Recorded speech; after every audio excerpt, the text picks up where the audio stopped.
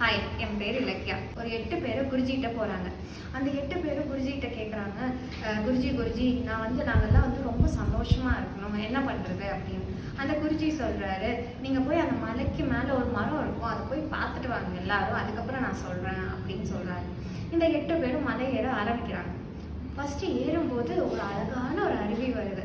முதல் 2 பேரும் என்ன சொன்னாங்க, டே இந்த அருவியை பார்த்துட்டு எல்லாம் போகலாண்டா, குடிச்சிட்டு மேலே போகலாண்டா, மற்ற 6 பேரும் வரல, நீங்கள் 2 பேரும் பார்த்துட்டு வாங்கடா, நாங்கள் 6 பேரும் போகிறோம் அப்படின்னு சொல்லிட்டு அந்த 6 பேர் ஏறிட்டு போகிறாங்க. அதுக்கப்புறம் அதை குடிச்சு முடிச்சுட்டு 2 பேரும் பொறுமையாக நடந்து வராங்க. அப்புறம் அப்படியே 6 பேர் ஏறி போகும்போது ஒரு மாமரம் வருது. அந்த மாமரத்தில் மாம்பழம்னா அவ்வளோ மாம்பழம். அந்த 6 பேரில் 2 பேர் திருப்பி கண்டுக்கிறாங்க, டேய் இந்த மாம்பழம் ரொம்ப ஸ்வீட்டாக இருக்குது, இதை சாப்பிட்டு மேலே வரலாம் அப்படின்ட்டு அந்த 2 பேரும் கண்டுக்கிறாங்க. அந்த மாம்பழத்தை சாப்பிட்டுட்டு மேலே வராங்க.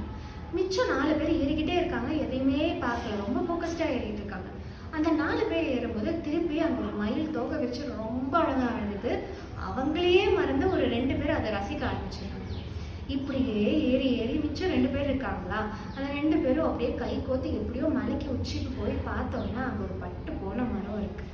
பட்டு போன மரத்தை பார்த்தோன்னே அப்படியே இறங்கி வந்து குருஜிட்ட அந்த 2 பேரும் கேட்குறாங்க, குருஜி மேலே வரைக்கும் போனோம், திருப்பி வந்தோம், ஆனால் அது ஒரு பட்டு போன மரம் தான் இருக்குது, எங்கே சந்தோஷம் எங்களுக்கு எங்கே வந்துச்சு அப்படின்னு கேட்குறாங்க. குருஜி சொல்கிறாரு, அந்த அருவியில் குடிச்சிங்களா, இல்லை.